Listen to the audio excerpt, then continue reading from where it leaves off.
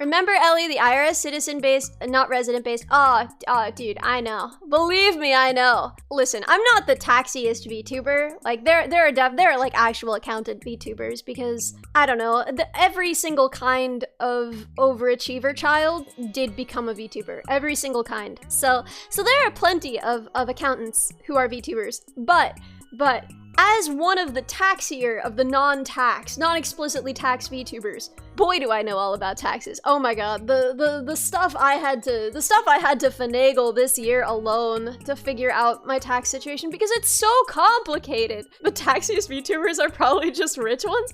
I'm not saying that they pay the most in taxes. I'm saying the VTuber that knows the most about taxes. Giga might have experience in that field. I don't know. What is her background? I just know that she like knows stuff. She seems like someone who knows stuff. That's embarrassing to say, I guess. Anyway, could you not afford a cheap accountant? Okay, so the thing about getting an accountant is that, okay, the hardest part of doing my taxes is tracking and classifying expenses and all of the different sources of income that I have. And also, I technically have a contractor, right? So like May, I hire her enough that I have to declare that specially and differently on my taxes, right? And that has to work a little bit differently. And that stuff is just not that hard to do. Like tax-wise, that's just not that complicated, right? Once I'm living in another country, I'm gonna hire an accountant. I'm not stupid. But like, if I'm just like in one state, in one country, living my little life, right? W-2s are easy. If you just have a W-2 tax situation, you have no reason to hire an accountant. Like you can, especially if you're like doing a lot that's like deductible.